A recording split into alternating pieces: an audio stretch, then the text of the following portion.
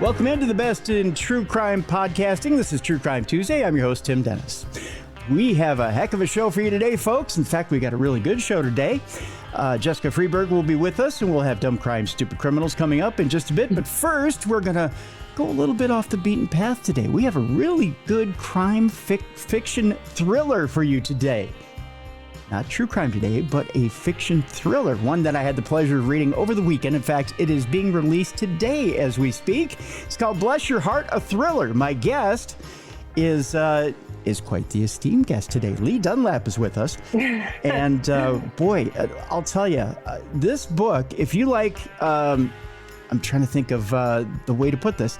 If you like Desperate Housewives meets the perfect crime thriller and whodunit. It's kind of a mix of those two. Look at that. I got to steal that from you, Tim. Oh, okay. I'll let you steal that there, Leigh. Leigh is put together that type of debut novel in Bless Your Heart. Boy, I tell you, I had a great time sitting down and reading this book this weekend. We'll tell you a little bit about it. Leigh is the screenwriter behind the hit movie A Cinderella Story starring Hilary Duff. She's also wrote Spy Girls, based on the popular teen book series for producer Lawrence Bender, and Camp Rockaway for Sony Pictures and producers Doug Wick and Lucy Fisher. Her movie 16 Love was one of Gravitas's and Warner Digital's top titles, and The Standoff, starring Olivia Holt and Alex Wolff, was released on Netflix. Leigh is a member of the International Thriller Writers and the Mystery Writers of America. She's lived in many places, including Buckhead, which we'll talk about and is the subject of this particular book, and currently splits time between Johns Island, South Carolina, and London, England. So, ladies and gentlemen, let's welcome in for the first time to True Crime Tuesday, Leigh Dunlap. Hi, Leigh. Hi, how are you? Good. Let me first off say I thoroughly enjoyed this book. I was surprised by certain parts of it. We're not going to spoil it, but was really surprised by the ending of this book. And I love the characters in this book. I absolutely loved each and every character in this book. They were incredibly diverse, even though I know we're supposed to get that feeling of suburbia here, and the fact that, and I even love the term Buckhead Betty, and we'll talk about that here in a second, but the fact that we're supposed to get the idea that these women are supposed to be of privilege and they're supposed to be similar and blending into the background. They're far from that, aren't they? Well, that's nice of you to say. I hope they're unique and each have their own personality. I try to create, there's 6 main women, 5 of them who are Buckhead Betties and 1 who's a detective. And, they share a lot in common. Most of all, motherhood. That's kind of what links all of them. But beyond that, as much as I think you might have your prejudices about what kind of women these are, they're rich, they must all be a certain way. I hope, you can see that they are all different kinds of people. What I love, especially in a good book like this, is that even though they may be women of privilege, everybody has their challenges, everybody has their issues, everybody has their problems, right? Yeah, all worldwide. Yeah. It's so easy to look at someone and say, "Oh my God, look, they're so beautiful and they're so rich. Their life is perfect. I hate them." But we all know nobody's life is perfect, and everybody has some kind of challenge. And ultimately, it's so easy for us to pick out, why are we so different? Oh, that person's so different from me. But we're 99% the same, and we're picking out the 1% differences. So I just think everyone's got that everyone dies. Everyone has somebody who dies. Everybody, I have to say lucky, if you're lucky, you live long enough and your parents live long enough to see them pass away and to have that experience. So, we all have so much in common, but you can hate them or like them. But they're hopefully they're sort of real people. I think the one difference here that I think you tried to point out here in the book, and correct me if I'm wrong, is that you try to point out that these women of privilege are just trying to gloss over the challenges as much as possible, trying to get through it as quick as possible to get on to the next point in life. Yeah. Well, I feel like that's all of us, maybe. But You're maybe just trying to get past. but maybe a little bit more so than others because they think their stakes are higher. You know what I mean? Oh, interesting. Yeah. Yeah, Yeah. no, that's right. That would definitely be right. You're putting up a facade to try to keep this illusion going. Right, right. Like they feel like their stakes are higher. So Mm-hmm. so whereas, someone like me, I can let my guard down because I don't have anything to lose, right? They feel like their Oh, stakes are so much higher because they feel like they have this enormous spotlight on them, right? yeah. If they make a tiny mistake, well, it's a glaring mistake because the world is looking at them. Whereas if I make a Yeah. tiny mistake, no one's watching me, right? And I wonder sometimes if that's also sort of a male female thing. I think women are much more attuned to what people think of them more than a lot of men are. So I think that plays into it too. That could be, and I think you're right there. Yeah, and by gosh, the biggest mistake is made in this book where there's a central character here, Anderson Tupper, who's the coach of the little league team, where all these women are centered around because their sons play on this little league team, who's killed, and all of a sudden it is a glaring thing on the community where all of a sudden Yeah. everyone is pointed out as a potential suspect. So Yeah, I would think in a small community like Buckhead, and relatively small, this rich sort of Beverly Hills of Atlanta, if one of their own dies like that, everybody's going to be pointing fingers, right, wondering who's involved, which is fun. So that's kind of where it all went. that is. Let's get into some of the characters here before we jump into break, because you've created this rich tapestry of characters that I find incredibly fascinating. I want to talk first about our detective Shay, who it's funny. Shay is constantly drawing a parallel of herself to Miami Vice, which I find is funny. But She doesn't want to, but they're forcing it on her. right, they're forcing it on her. Why is that being forced into the dynamic here? That's interesting. I don't know. I honestly don't remember how that came up. But then I'm like, oh, I like that. That's fun. So I just thought, probably because Shay is black and her partner Dub is white, and kind of like in Miami Vice, it would be a fun thing to play with because they're obviously not cool like the guys in Miami Vice, but they probably want to think they are. I thought it was funny at one point in the book. There's a younger member of the police force who doesn't know what Miami Vice is, and I'll let people read that. I'm not going to spoil it, but the fact that there's actually a member of the police force who doesn't know what Miami Vice is and then goes and Googles it and gets the wrong thing. Youth is so annoying. Yeah, it's just, the fact that you wouldn't know what Miami Vice is to begin with is just fun. Right. But I mean, to think that there is a generation that doesn't know what Miami Vice is. Yeah, I'll say. I mean, I thought I was talking with a friend of mine, and when I grew up, and you had your 3 channels plus PBS, that was Yeah, it. yeah. And so you'd watch The Little Rascals or Shirley Temple movies. It was kind of the same thing over and over again. My son has no idea he would not know who Shirley Temple was. He had no idea what the Little Rascals were, or I Love Lucy, or any of the Flintstones. It's already just kind of gone. Your Which son is, doesn't know who the Flintstones are? I mean, he might have a passing knowledge of it, but I don't think he'd know the Jetsons. Maybe Astro, but He doesn't watch yeah, Boomerang? no, No? no, they had their own. I mean, all the shows he's watched as a kid are probably unknown now to kids today. It, Huh. it moves so fast, and they have so much content. Way more content than we did. Or I did. So yeah. But I always think you and I have sort of, we both like sports. Yeah. And I grew up a big Reds fan. And personally, I happen to love Pete Rose. Yeah. And I'm sorry, I know that's controversial, but I No, do. no, no. And and my son knows who he is. We went to Las Vegas. We met him at his signing and everything. So I wrote this show once that was never made, and I put a reference to Pete Rose in, and all the executives were like, "Oh, you can't do that. Kids won't know who that is." So, well, they won't know until I put it in. Then maybe they'll find out. So things just kind of get erased from history pretty quickly.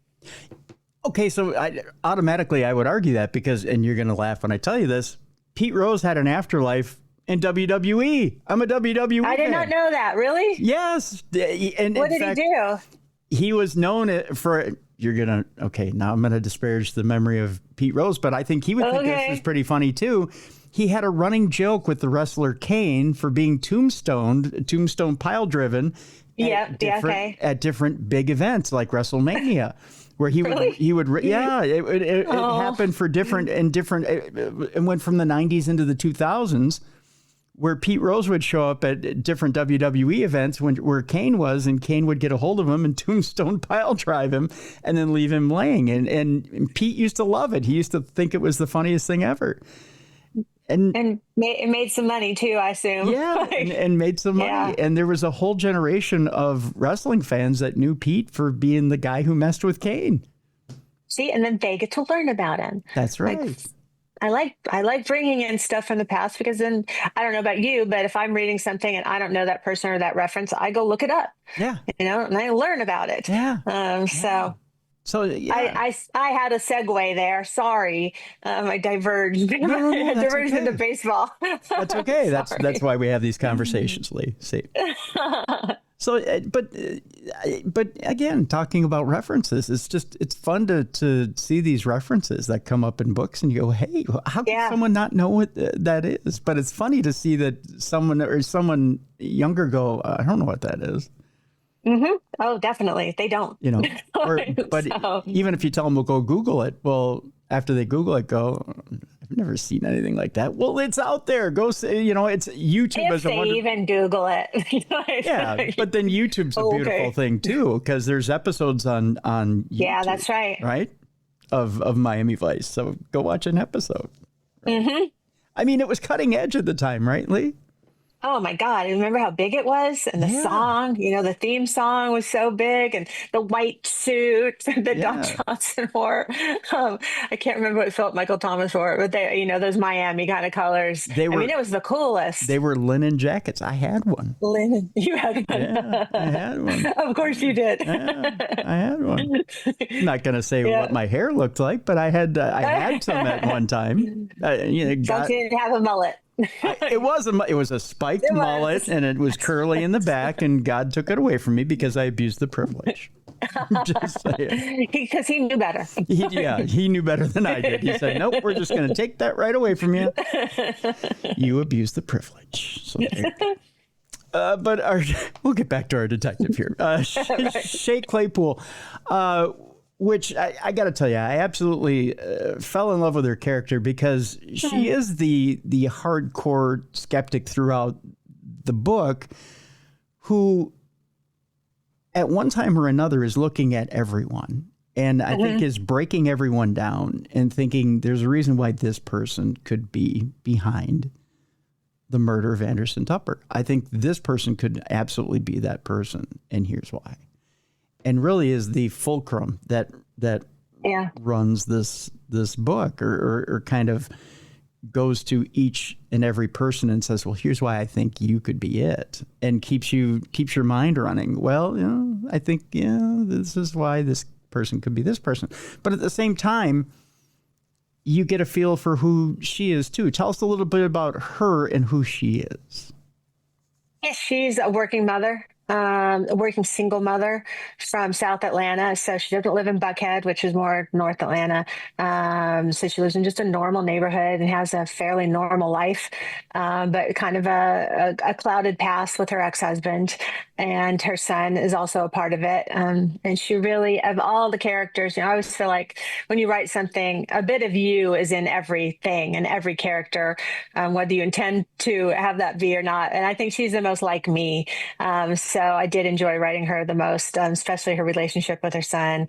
And also, you say, oh, having that detective like in every book is a great way, to take you through a book and an investigation, obviously. Hmm. But I liked being able to play a little bit with the fact that she has her own prejudices about who these people are and how much does that cloud her judgment about what's going on. So that was, it's a big part of the book, honestly, her feelings about these people. So it's good to follow her through all of that. And maybe she's thinking some of the same things you're thinking. Yeah, yeah, absolutely. Let's talk a little bit about some of the characters here and how they set up here. One of the more interesting characters here, and I want to delve into how much of you is in Kira. Because it's the most obvious one, right? The most obvious one. She's a YA writer from California, and I write YA movies, and I'm from California. And I came to Atlanta, the same thing. Other than that, most of her is not me. She has some problems that I've never had. And she's much more, I don't know, timid, I guess. I'm not. She's much more guilty. I'm not. Okay. So a lot of that stuff is not me.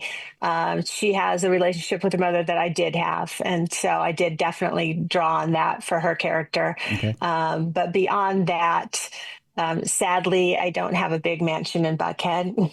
I wish I did. Right. She's super successful, and I am not at that level. So that's where the comparisons end. What's funny is when she comes to Buckhead, she has this fame, but in the Buckhead community, they have no idea who she is. She's almost anonymous, right? Yeah, they wouldn't know, and until it's brought up, you'd be totally ignored. And then, of course, once it's brought up, everybody wants to be her best friend. Right, right, and She's important. She's relevant at that point. right, and she writes this, like you said, young adult science fiction stuff. But even so, there's like some religious people in Buckhead that are like, well, that's kind of like the devil, and that's not necessarily our cup of tea, right? Yeah. So there's even a part of Buckhead that kind of pushes her to the side and says, well, we don't quite know if we want to accept you yet, you know. I mean, again, I think people trying to find the differences, you're always going to try to, especially probably at that sort of Buckhead Betty level, they're going to be trying to find out reasons why not to like that person. Right. They're all outsiders competing, I guess, is the best way. And I think even no matter how integrated you are into it, everyone's always still an outsider. It's just because it's a competition for, I don't know, social resources. There's other things keeping Kira kind of on the outside there. She spends a lot of time in the guest house. She writes out in the guest house. But that's also an undertone for other things, isn't it? Yeah, I don't want to give away too much, but yeah, she writes out in the guest house, and maybe she lives out there too. Okay. So yeah. And she has two kids, Iris and Colt. Colt plays on the little league team, and Iris is her daughter, and things are a little strained between her and Iris, right? And Colt, yeah, she's very restrained relationship with her children, and that kind of hangs over her whole life. And she did it to herself, and she's going to have to figure out how to get out of that. Yeah. But yeah, there's definitely a lot of trauma in that family. Very much so. On the other side of that, you've got Vanita, who's a very strong character, a lawyer, as a matter of fact, who's married to probably the most famous guy in Buckhead. And that would be Marcus. Kind of like Herschel Walker. Kind of like Herschel. There you go. Hey, you made a Georgia-Minnesota connection here because Herschel played for the Vikings. There you go. There you go. Right. That's right. You've got Marcus Wiley, married to Marcus Wiley, former Atlanta Falcon, former University of Georgia football player. You're hitting me right where I live here. That's for sure. Who, although he had a short football career, he's had a couple different incarnations in Georgia, but he is the most loved guy in Georgia. Yeah, he's the mayor of Atlanta. I mean, not literally, but yeah, he is sort of the Herschel Walker kind of level of fame. Herschel Walker never needed to play another day after being at Georgia. He didn't have to go pro to be set for the rest of his life, at least if he stayed in Georgia. So that's Marcus, and Vanita's his wife. They met at the University of Georgia during his heyday, and she kind of took over the management of his career. And then, they segued into, you segued twice. Amazing. They segued 3 times into having a car dealership, and Marcus doing commercials, and rising to the top of the Buckhead pile.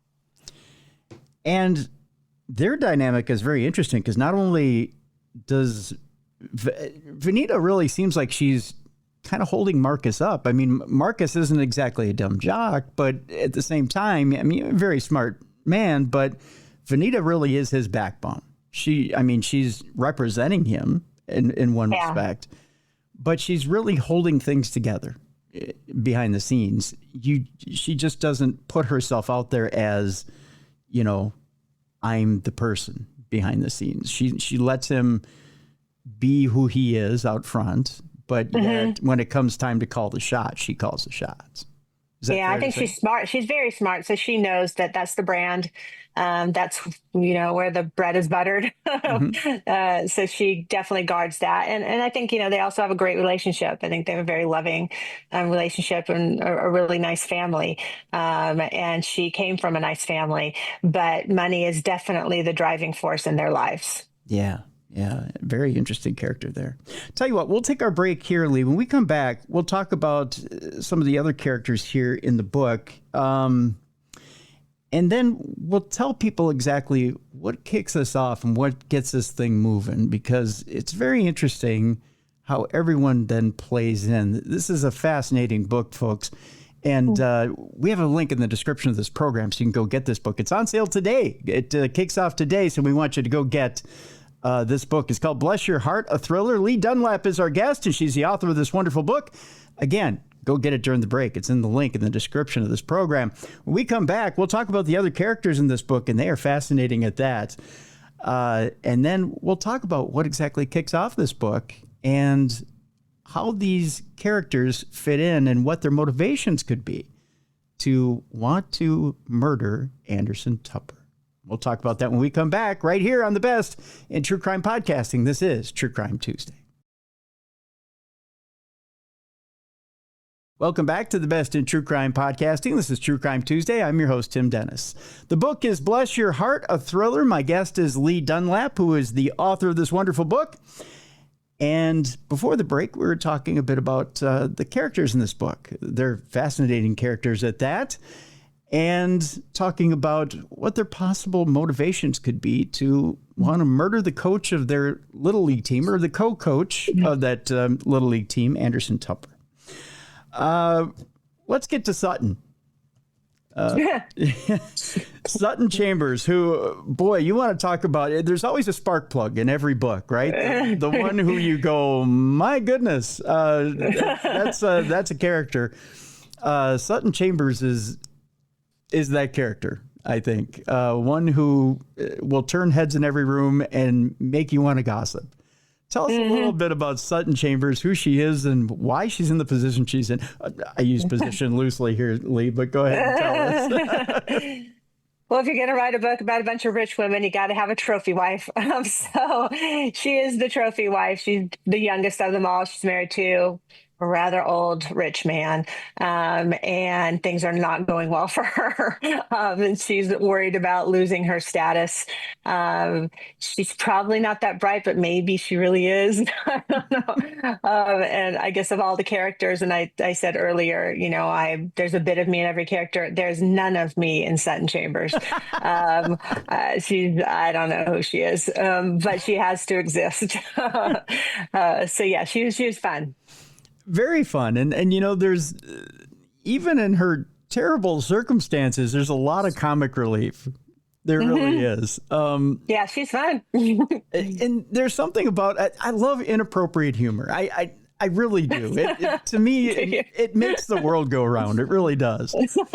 And there's a lot of inappropriate moments here, but it's very funny.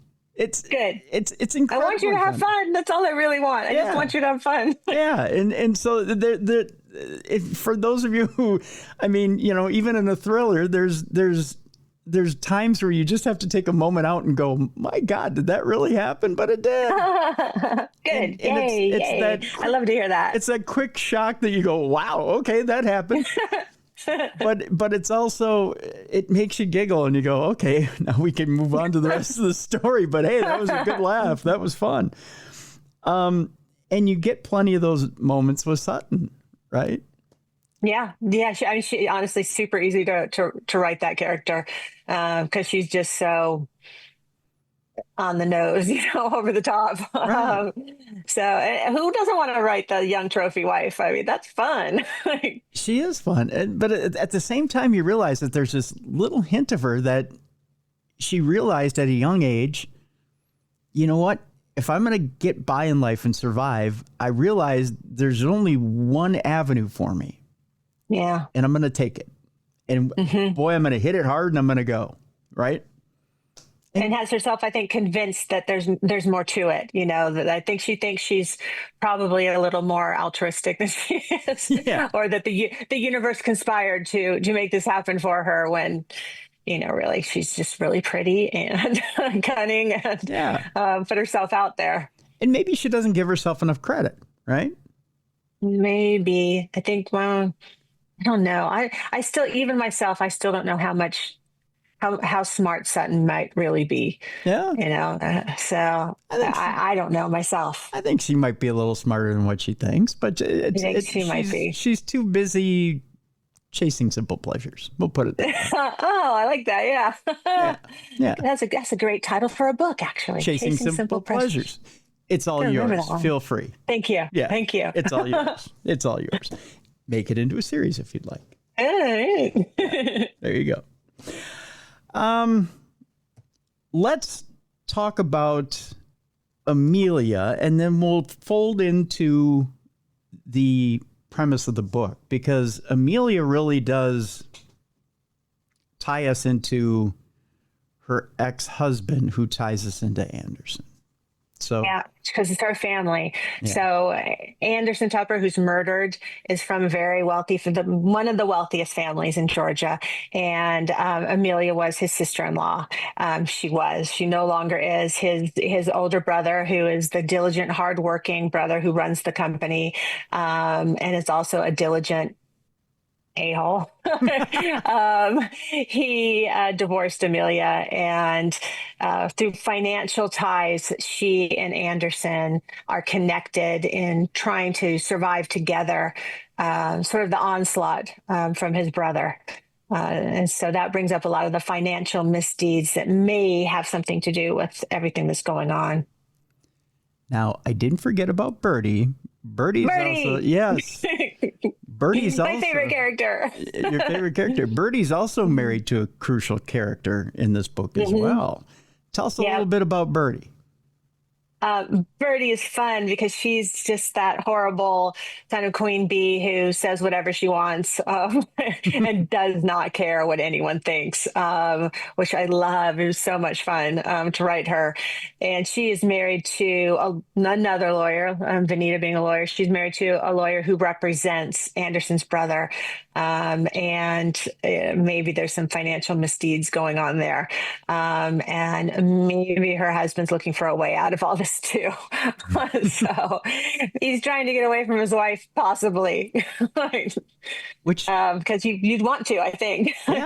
Yeah. Which makes, again, you've got this dynamic at play between Chatham, who's Amelia's ex-husband, Chatham Tupper, and Birdie's husband, the lawyer, and you've got other dynamics at play here that are absolutely wonderful, right? And yet there's another dynamic here where Sutton is actually looking up to Birdie, and again, that little thing I told you about where Sutton may be smarter than what we think. She's actually, I think, aspiring to be another Birdie, but she may, whether she can actually get to that level is a whole nother thing. Not sure. But she's aspiring, right? And it's kind of like, we'll use the birdie analogy. It's like having a little baby bird that wants to be an eagle, but is really just a finch, right? But it has the spirit of an eagle. So as long as it thinks it's an eagle, well, maybe it will aspire to be an eagle, right? Yeah. Sutton definitely looks up to Birdie and knows that there's some sort of not only, social connection there, but maybe a little protection for her, maybe a little guidance through these rough waters, perilous waters of Buckhead. And also to Birdie's credit, I think she kind of looks after Sutton. And I don't think there's any ulterior motive to it. I think she just does. Yeah. Yeah. So we've got all our players in place. Tell us a little bit about how Anderson Tupper ends up cold. And I don't know. And eventually 6 feet under. I mean, the actual without spoiling anything, but the circumstances of where and why and how in the first 40 pages of the book, we find out that he's there. He is dead, beaten to death in the dugout of a little league field where he was a volunteer baseball coach. And was it a robbery? Was it premeditated? Why was he there at night? And why would someone want to kill him? And he was from this big family in Georgia, not the favored son, not the hardworking son, the dilettante of the family, and very well liked. But I think you pretty quickly realize he can't be as perfect as he seemed. Now, without spoiling too much here, is it safe to say that what Anderson did for a living? He's a financial advisor. Okay. He took people's money and invested it.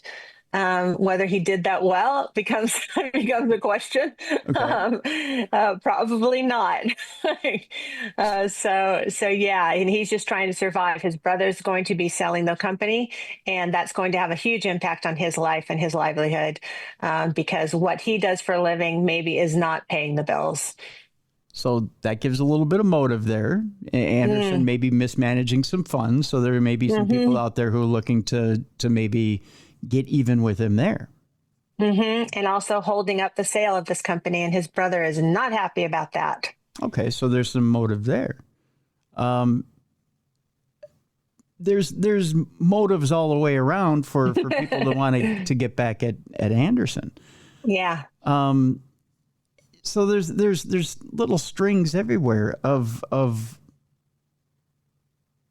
people who might want to get at him and get to him. I'm trying to figure out a way to do this without putting it out there, Leigh. All the while, everyone is, especially the quote unquote. First of all, I want you to explain. I want to go off on a side term here because I find it incredibly funny. What is a Buckhead Betty? A Buckhead Betty is a real thing. It's what they're called in Atlanta. They're basically the Karens of Atlanta, rich, entitled, bitchy women. And here in Atlanta, they call them Buckhead Betties. And you almost, if you live in Buckhead and you have blonde hair and you have more than a dime, you'll be called a Buckhead Betty, kind of thing. But yeah, it's a real thing here at least, and they're everywhere. I don't know what they're called other places, but I'm sure Beverly Hills has them too.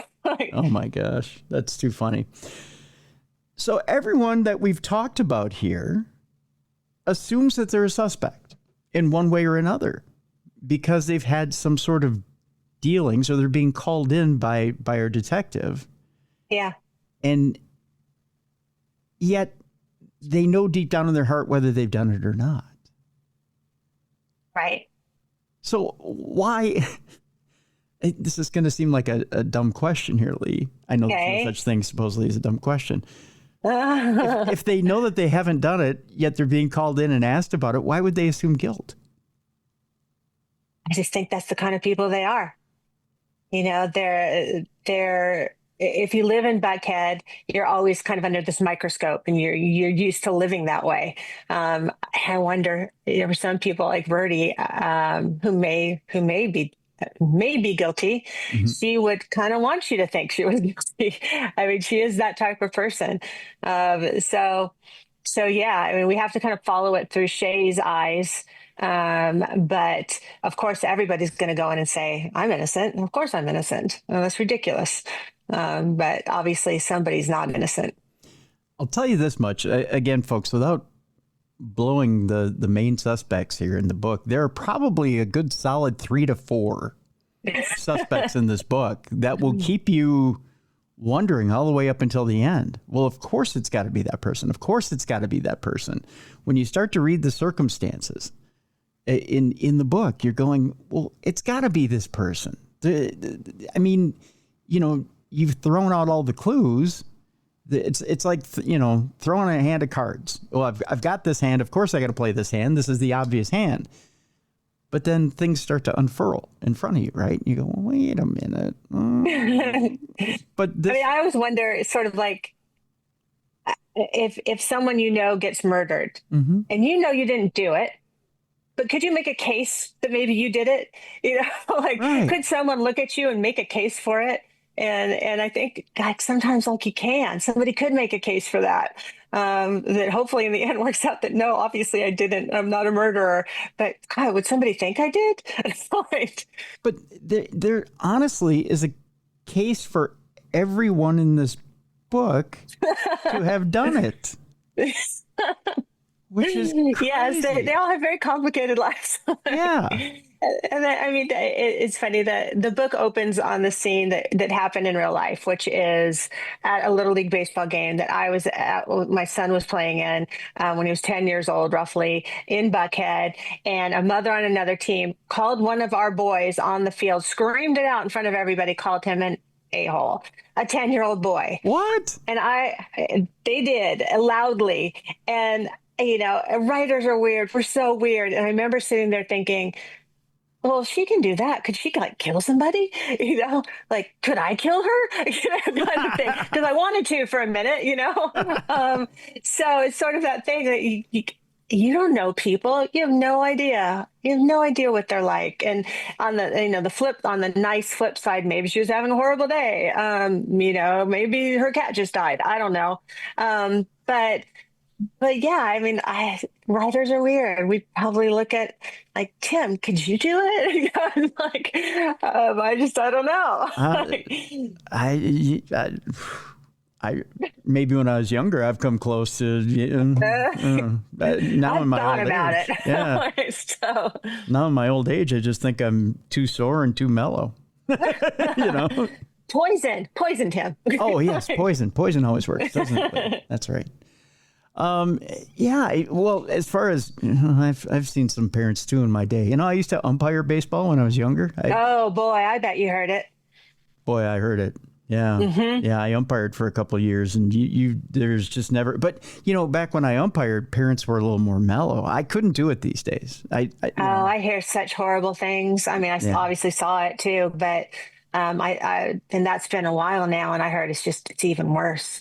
I mean, there were stories of like coaches slashing people's tires because, you know, the husband was having an affair with somebody else. It was like Peyton Place or I don't know what, you know, on Little League baseball. But yeah, people are just out of control. I have a nephew that plays hockey, and although there's some referees that, boy, they either blatantly miss calls or they're just not that good. I wouldn't want to be a referee these days because they have to send out notices to parents, and there are some leagues that tell parents you cannot address a referee or you will be banned from watching your child from the rest of the season. Wow. You know, I mean, it's Little League or it's Pee Wee football, or, I mean, these are kids, even if it's high school football. I mean, come on, people. I mean, how many of these kids are going to go on to be pros? Yeah, you know, like exactly. what percentage? This is just like fun and games. Right. Right. Yeah. And you're right. They're not, I think the percentage is something like, what, 1% or something like that, or maybe 2% yeah. are going to go on to actually do anything in professional sports. So the fact of the matter is even college sports. If you want to go for college sports, it's something like 5% or something like that. Actually going to go on to do something in a major college sport. So the fact of the matter is just relax, right? Let the kids relax. Yeah, let the kids have fun. Not that way anymore, evidently. Right. So you just have to, just hope that your kid gets through it safe and uninjured, and that they come out and that they've had a good time, and you go out and have pizza afterwards and pat them on the head. And heaven forbid they should have fun. Right, right. And that's supposed to be the name of the game, right? Yeah, not anymore. And to teach them sportsmanship, right? Even harder. Yeah, shake the kid's hand at on the other side. And I mean, if the parents aren't doing it, how are the kids expected to do it? Right. It's and like you said, it's just a game. When it's all said and done, nobody. Just a game. It doesn't change. It doesn't change our world outlook at the end of things. It should. I mean, if we all got along at the end of it, it would change. Right. Show some good things. Right. But yeah, it becomes very divisive. I think maybe you've written a book for world outlook here, Leigh. Yes. Well, I did try to make a few points. There you go. Yeah, I think you have. I know this much. It is a darn good book at that. And thanks, Tim. When I got done reading it, boy, was I shocked. Yay, I did my job. Yeah, I got done reading it and I went, are you kidding me? In the ending, I'll tell you this much. The ending, you just kind of sigh and go, yeah, that's the way it should have ended. Good. I'm glad you felt that way. Yeah. I kind of wondered if some people would be like, what? That's terrible. No. But I kind of think that's what I would do. I don't know. Without people knowing, and they shouldn't until they read it. It's one of those things where you go, you know what? Morally, I'm behind it. Good. Morally, I'm behind it. Good. I'm glad to hear that. Yeah. So it's again, folks, it's one of those things where you got to pick it up. It's from Crooked Lane Books. It's called Bless Your Heart, a thriller. And again, you gotta pick it up, read it, and see for yourself. There's a huge morality play behind it because the people behind it, the characters behind it, maybe they're not dealing with a full set of what your morals may be. Maybe again, morals are fluid here. But in the end, I think we land just where we need to. Okay. With the morality play. So it well said. Yeah. It's got lots of hilarious parts in it. I think you'll like. It's got good social commentary in it. It's a wonderful book. So Leigh, I tip my cap to you. Thank you. I appreciate it so much. Yeah, it's a very good book. And folks, I encourage you to go get it. There's a link in the description of this program. It's called Bless Your Heart, a thriller. So Leigh Dunlap, I want to thank you so much for being with us today. Thank you. Thank you. Folks, I think it's been pretty light already, but we'll lighten it up even more. It's time now to talk about Florida Man and throw cheeseburgers at each other. It's time now for Dumb Crimes and Stupid Criminals with Jessica Freeberg. It's Crayon News story time.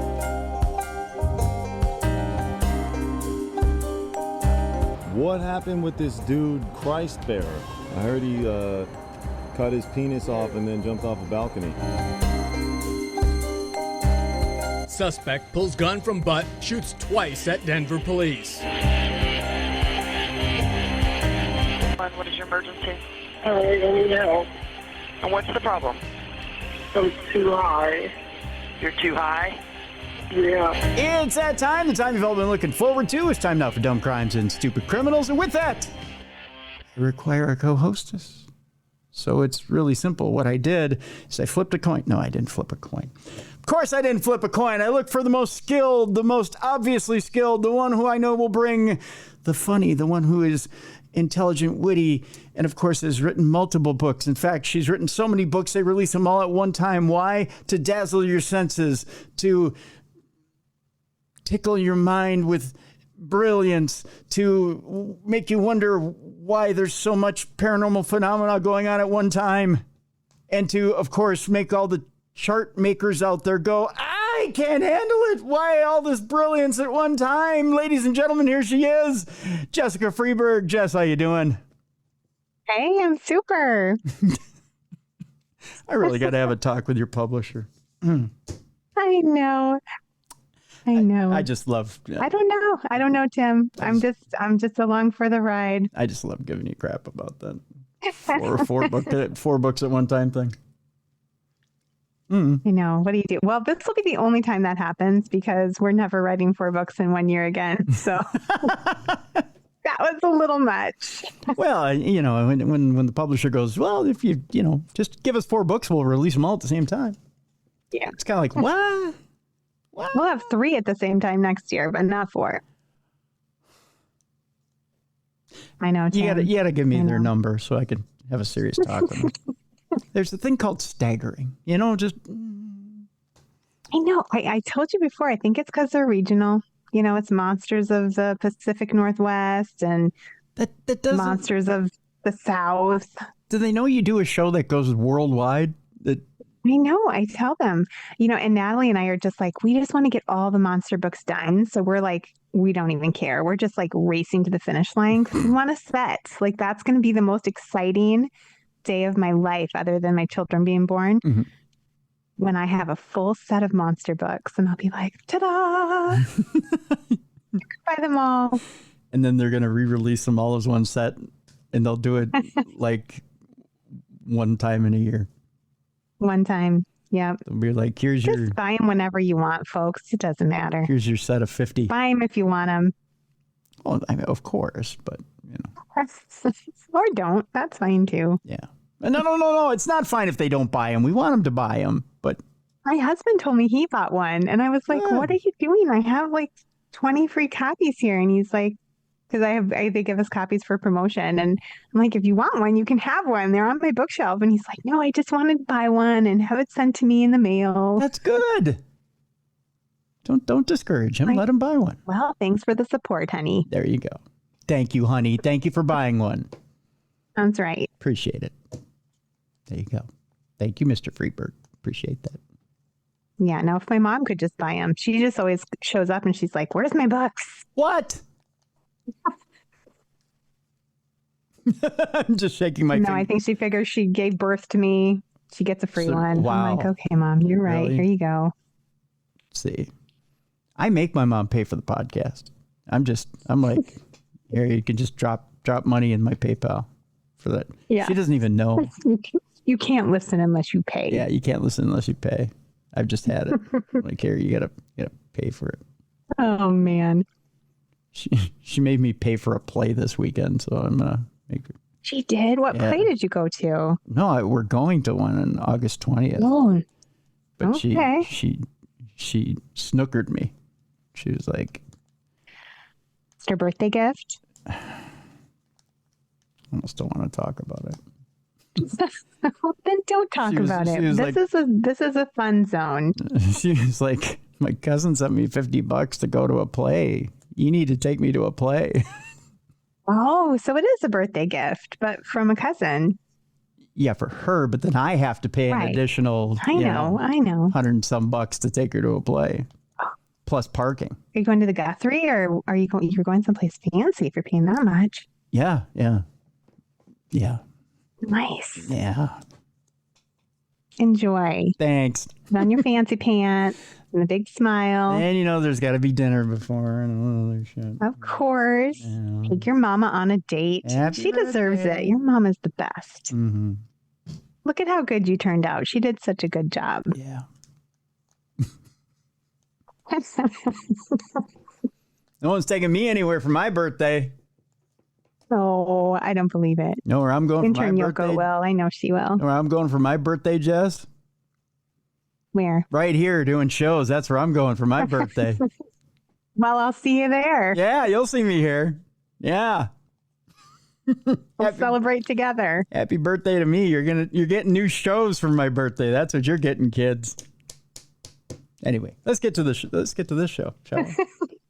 Dumb Crime, Stupid Criminals, folks. Boy, we got lots and lots and lots to get to, so let's get to it, shall we?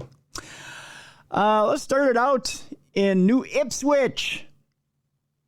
which to me sounds like a sandwich.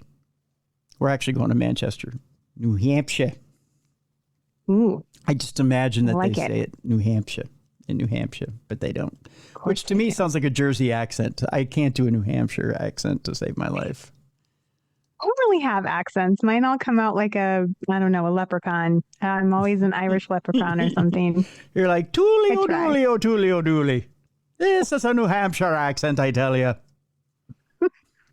Pretty much, yeah. Basically, yes, you nailed it. That's me. All right. A Greenville man is indicted for allegedly robbing the same TD Bank in New Ipswich in 2014.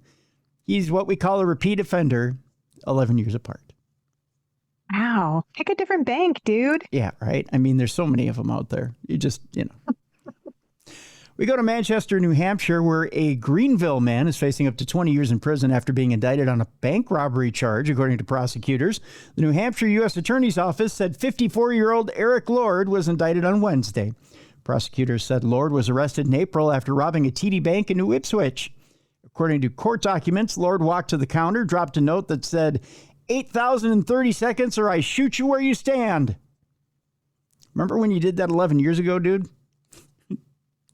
Yeah, you got caught doing it again. It's so aggressive. It really is. Court documents said Lord took more than $8,000 in cash. An officer was able to identify the person in the surveillance video as Lord, according to court documents. The New Hampshire U.S. Attorney's Office said at the time Lord was on federal supervised release in connection with robbing the same bank in 2014. Because that's what he did last time. Prosecutors said Lord will appear in federal court at a later date on that case. So, dude, get a new target. Our next story is a weird one. Of all these stories are weird ones, but this one's especially weird. Guess where we're going for this one, Jess? Florida. You got it. Yay!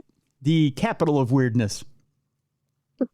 A doctor smothered his wife with a pillow and then blamed the family dog for injuries that he suffered as she fought for her life. Wow. Blaming the dog. It's a special day for this guy. That ain't cool. You can blame a dog for a fart, but you can't blame a dog for a murder. Right? Here's the guy who had the audacity to blame the dog for the injuries. He kind of looks like he's out to lunch, doesn't he? A little bit. Yeah. Looks like he's had a bad day, that's for sure. He does, doesn't he? He has that Merle Haggard harumph look to him. A Florida doctor is headed to prison after he murdered his wife by suffocating her with a pillow, and then he claimed the injuries he suffered during the attack were from playing with the family dog. He's a doctor, by the way. That guy was... No way. That dude was a doctor? He's a doctor. There's no way I'm going to him for anything. I wouldn't go to him to be euthanized. 72-year-old Dr. Thomas Wenzel pleaded no contest to second-degree murder in the death of Linda Wenzel at their home in Windermere, a wealthy Orlando suburb. On Tuesday, a judge sentenced the disgraced doctor to 12 years in prison. Cops responded to the home on December 2nd and found Linda Wenzel dead in the master bedroom, lying on her back. Detectives deemed her husband's statements inconsistent with their initial findings, a probable cause arrest affidavit said. They also noted that he had head cuts, bruises, and abrasions on his face, neck, and arms. By the way, he said the dog did that too. Yeah. Do they have a Rottweiler? Yeah. Probably a Chihuahua. Probably a teacup dog. Asked to elaborate on the injuries, Thomas Wenzel claimed they came from playing with the family dog. Officers did not arrest him at that point, or the dog for that matter. However, 3 days later, cops responded to Thomas Wenzel's office for a report of suicidal threats. According to the court document, and officers took him to the police station for an interview. After being read his Miranda rights, Thomas Wenzel admitted to killing his wife by suffocating her with a pillow. So guess where the injuries came from? Probably some hands trying to defend themselves. Yeah. His wife fighting for her life. Sad. Yeah.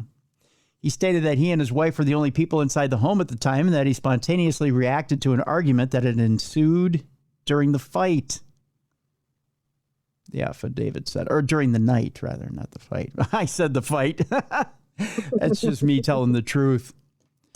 Thomas Wenzel was taken into custody and has been at the Orange County Jail ever since. Neighbors at the time of the murder said the couple was known to fight. That's the truth. It's a very quiet community, one neighbor told the local ABC affiliate, WFTV. The only arguments I've ever heard have come out of that house. So, yeah.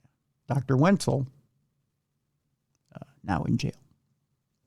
Our next story, Jess, again, has to do with a Mother of the Year. And I believe are we staying in Florida for this one? No, I think we're going out east for this one. If I showed you just a picture of this house right here, would you say to yourself, you know what? That looks like a fine, upstanding young family.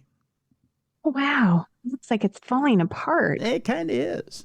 Like it'd been in a hurricane or something. It kind of looks like that. But no, that's just your normal, average, everyday Westmoreland County house in Pennsylvania. But with a twist. The mother in this home, Jess, decided that she was just going to abandon her kids in the home that and just run away and go have a fun time and leave them behind and go hang out with her boyfriend. Oh, that's sad. And by the way, the grandma thought it was too gross to go check in on the children. No, I mean, I kind of don't blame her. It's pretty gross. So they just left the kids there. It's kind of a weird story. The quote is, "Better life without them. Mom abandoned kids in a home too gross for grandma to check on the children. She just decided she was going to go have a better life." A mother and grandmother in rural Pennsylvania are accused of leaving the children they were supposed to care for in extremely unsafe conditions. Have you ever just thought about leaving your kids behind and going and having a better life? I mean, maybe never. And my kids are kind of gross. My son, especially. Maybe thought about it, but never did it. I mean, have you ever thought, I'm just going to leave them in this messy room and then go live somewhere else? No, not even thought about it. I would take them anywhere I went, but. Okay. 35-year-old Heidi Lynn Beer and 69-year-old Leslie Ann Keller both stand charged with 5 felony counts of endangering the welfare of children as parent or guardian. Beer also faces 5 misdemeanor counts of recklessly endangering another person and 1 count of making a false report. The women were both arrested on July 28th after Vandergrift Borough Police in Westmoreland County arrived at the home due to a report of a fight. Well, this should be good. But they apparently ended up finding much more. There was a noticeable smell coming from the property, and once inside, officers had to avoid stepping on large feces droppings all over the residence. Rotten food and urine pooled up on the floors. No. Yeah, well, How old were these kids? It had to be a Lord of the Flies situation. I know that much. We'll get to that. It's coming up here in just a second.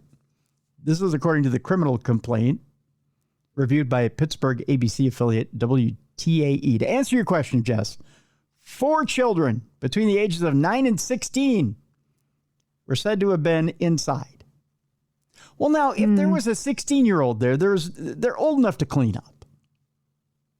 True. But if that's what their home looks like, they were probably never properly taught how to not be disgusting. Okay. That's what they're accustomed to. They're like, oh, this is just normal life. So mom was a pig, so they are too? Is that what you're saying? I think so, yeah. Yeah.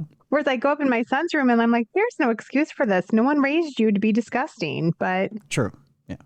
He is. The oldest told police that their mother, Beer, had not been home in days. That's sad. Yeah. So it only took them days to start shitting and pissing on the floor. Yeah, like which one of them is pooping on the floor if they're 9 to 16? Right. There's no reason for that. I could see if there was like a toddler. So that means a 9-year-old just dropped trow and decided to leave a Cleveland steamer right there in the living room. I mean, Yikes. who was using the bathroom for that long that you couldn't at least take it outside? Right? Yeah, just dig a hole in the back. Yeah. The children reportedly had no water and the shower spigot was broken off. What kind of Lord of the Flies situation is going on that they broke the shower? And not even running water. Yeah. It was very obvious that water had not been on in a long time, the affidavit stated, adding that the children's beds were observed to be deflated air mattresses and that there were holes in the ceiling across the home. What, did she just lock them up in the house and go, anarchy rules? Whoever's got the most strength rules the kingdom. Wow. Beer was not the children's only guardian, according to authorities, reporting that their grandmother, Keller, lived about a mile away and was aware of the lack of food and water at the kids' home. Literally the kids' home, evidently. One of the children said Keller had not gone inside the home in months because it was too gross. And she allegedly confirmed that the kids would fill up empty cat litter containers with water at her house because there was no water at theirs. Cat litter containers. Yeah, cat litter containers. Not even like ice cream buckets or something. No. Like freaking cat litter containers. Yeah. When she tried to chastise a 16-year-old girl for not cleaning up, a responding officer scolded the older woman, telling her it was not the children's responsibility to clean this absolute disgrace of a mess. Good for him. I agree. But that was the 16-year-old girl telling the cop that. Oh, I thought the cop said that to the girl. No. Oh. The responding officer scolded the older woman. Wait, did I read this right? When she tried to chastise the 16-year-old girl for not cleaning up, a responding officer scolded the older woman, telling her it was not the children's responsibility. Oh, so she was scolding the older woman, telling her it wasn't the kid's responsibility to clean up the mess. Oh, okay, so the cop was telling the older woman, it's not the kid's responsibility, get over there and clean it. Okay. Yeah. All right. Be the adult. I mean, even if they're 16, they're still kids. Okay. So I was misunderstanding how that went. Okay. Police reportedly learned Beer had been staying with her boyfriend in Pittsburgh, about a 50-mile drive away, and that he had asked her to leave them behind because he could give her a new and better life without them. He was also allegedly abusive to the children. What a jerk. Yeah. Beer is being held in the Westmoreland County Prison on a $20,000 bond. She has a preliminary court hearing scheduled for today. Well, sadly, those kids probably will have a better life. Yeah. Without their mom, if this is the situation they live in. But with who? Because grandma doesn't want to clean the place. Well, they'd probably be better off in like foster care? I don't know, foster care or something. I would take them in. But they're going to bust up your house. Just put them in Logan's room. It's already dirty. Well, that's true. You might want to put a cage surrounding the room so that they don't bust up the rest of your house. But Keller has a preliminary hearing scheduled for September 9th. It's unclear if she's being held in jail. She probably should be. The children are reportedly in the care of other family members. Dear God. Ugh. Just a mess. If you thought that was messy, Jess. Okay, so we've all ridden on a plane where at one point or another, you might have wanted to slap somebody to get control back. Just let me fly. Dang it. Yeah, whack. You know, somebody might have needed a good slap. Maybe someone who was being obnoxious. Maybe, you just wanted to give them a good slap and just say, let's get this under control and let's fly this plane, right? Well, this person got slapped for no good reason. But the plane passenger, well, the person doing the slapping, they got a lesson out of this deal. Let me explain. A plane passenger was blasted for slapping a man amid a panic attack.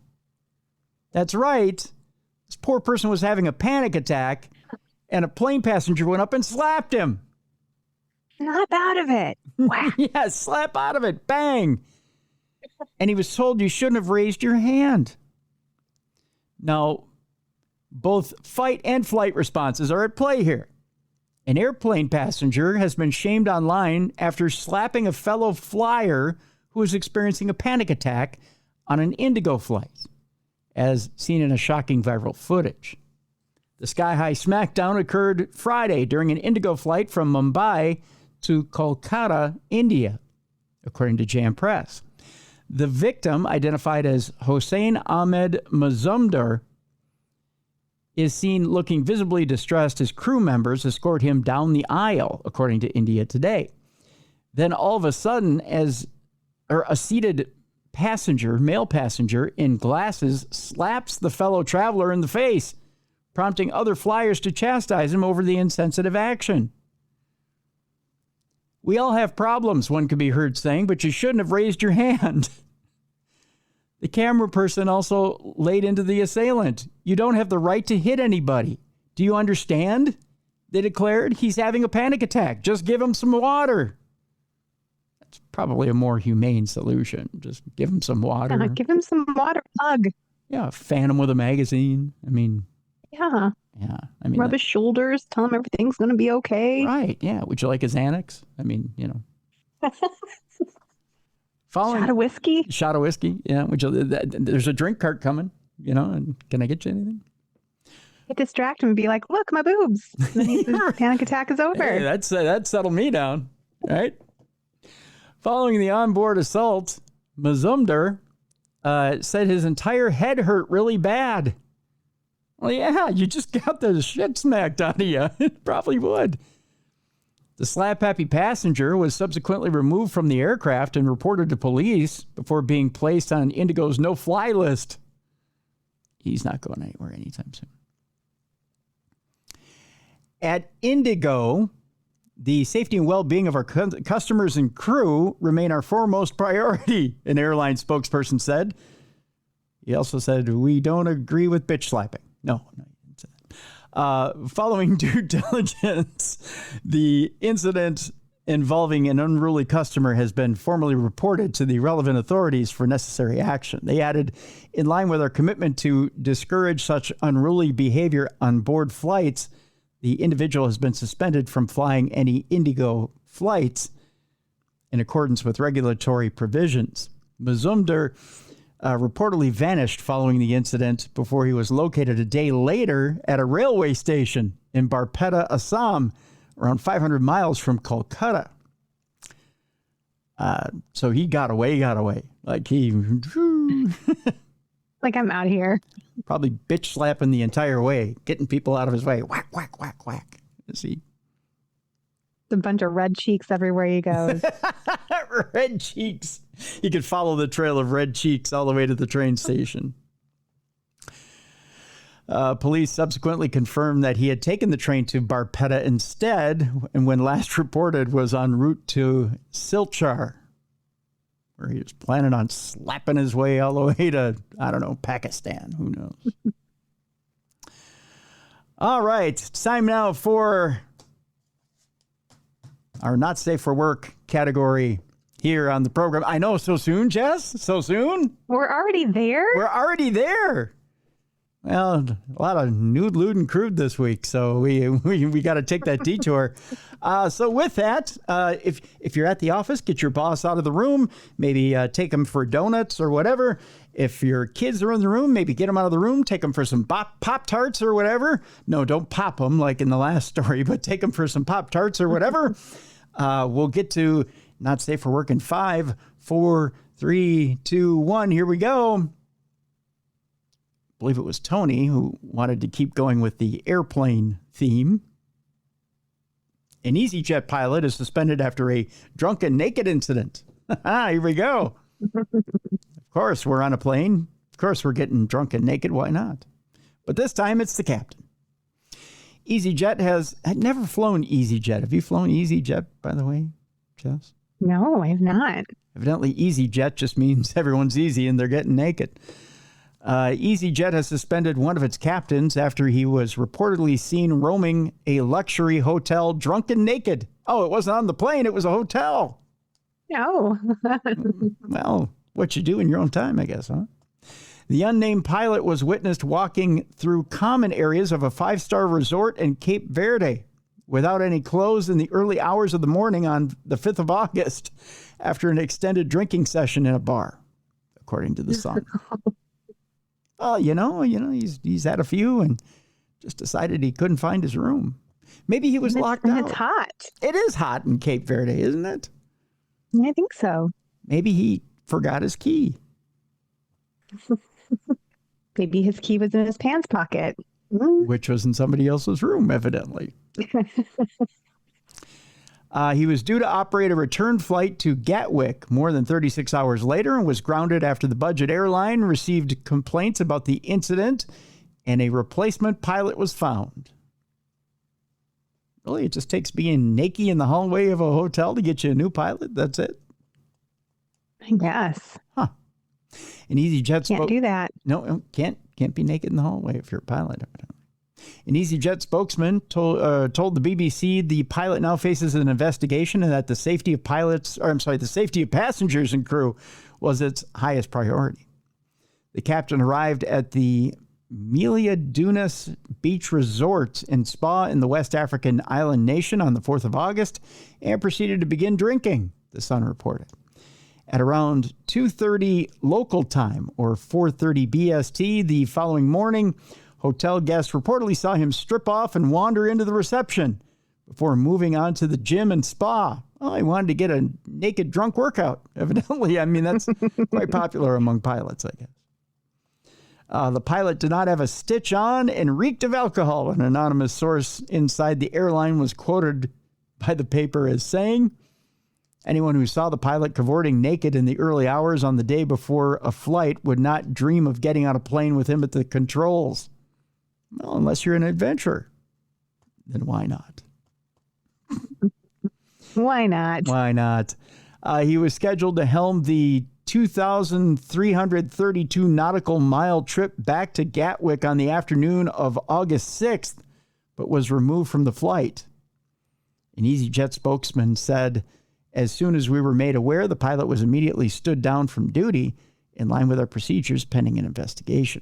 The safety of our passengers and crew is EasyJet's highest priority. The airline's code of business ethics states that the staff must behave with integrity when dealing with our people, our customers, our partners, and the communities within which we operate. Okay, so wait a minute. He's drunk at around 02:30 local time on August 5th. And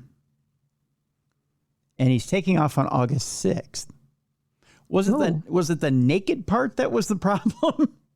I don't think so. I think it's because he was intoxicated, like probably legally still drunk. So you can't be intoxicated how many hours before a flight? There are rules about that. I don't know what they are for sure. But Yeah. my father-in-law used to be a pilot. And I know he's talked about that before. Like you can't have alcohol so many hours before. Okay. Interesting.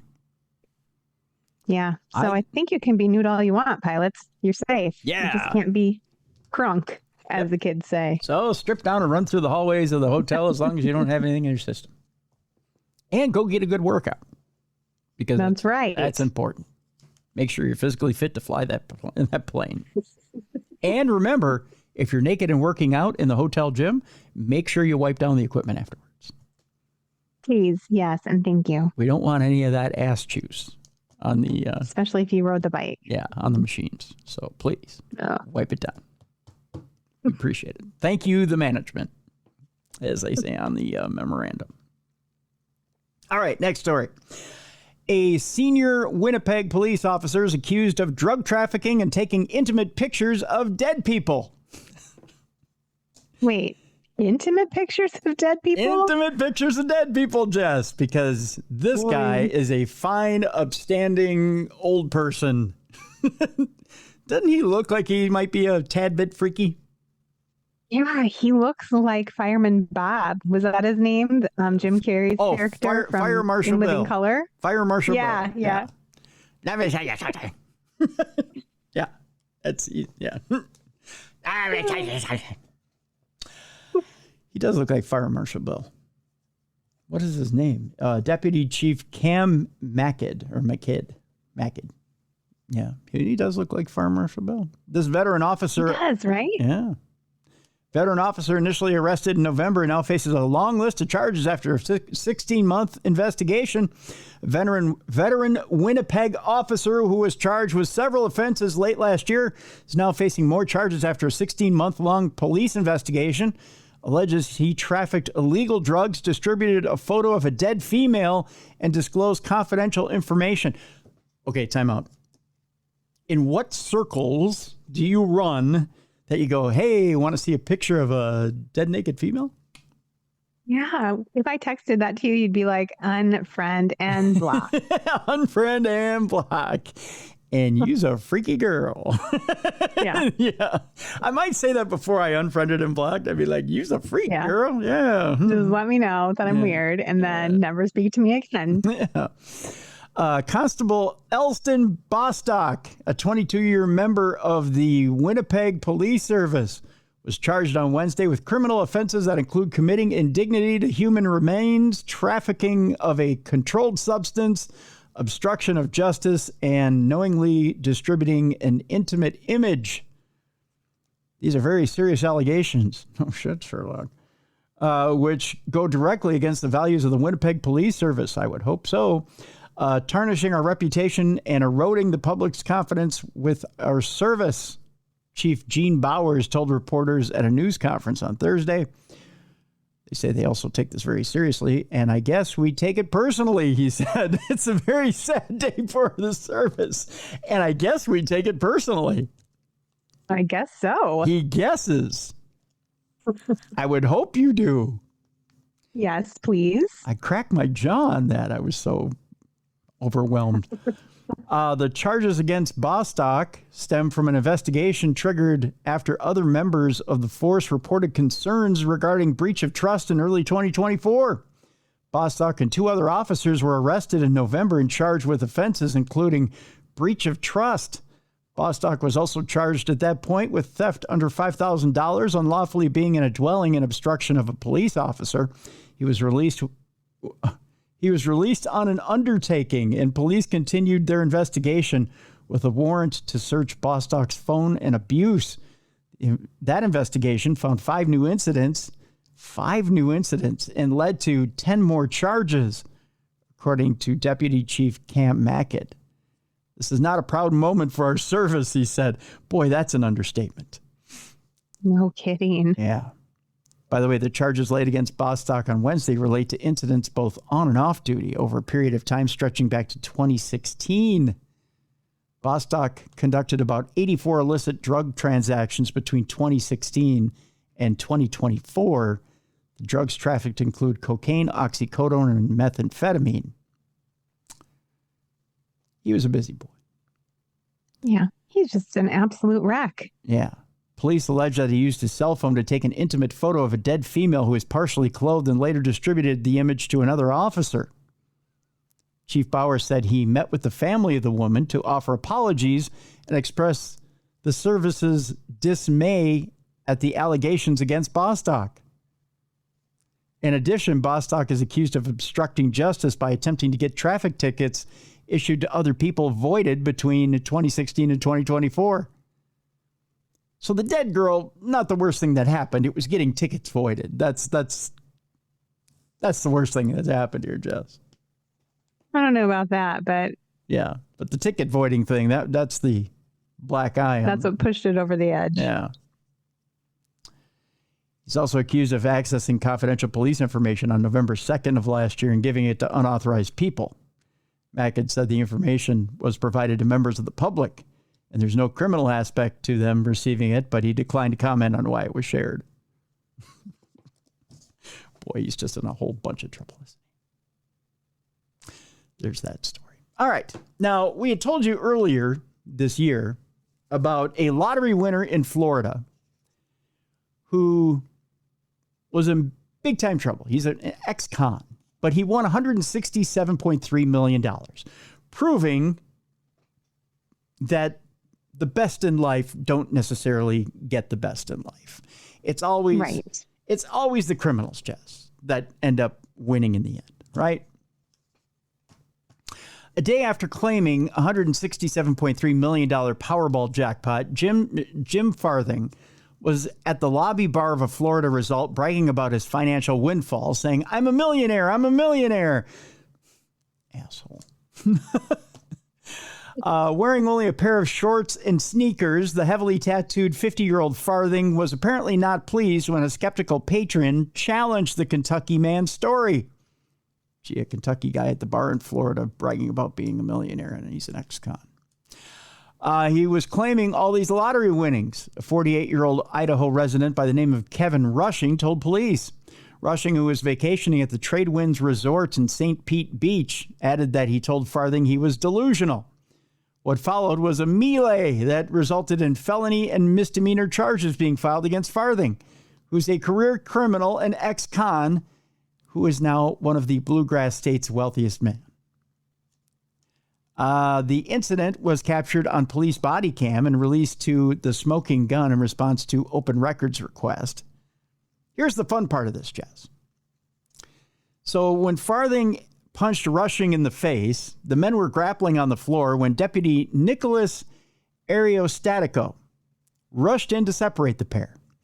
As the cop was detaining Rushing, Farthing got to his feet and attempted to kick Rushing in the head. Instead, he struck the cop, Ariostatico, in the face. This is where it all breaks down.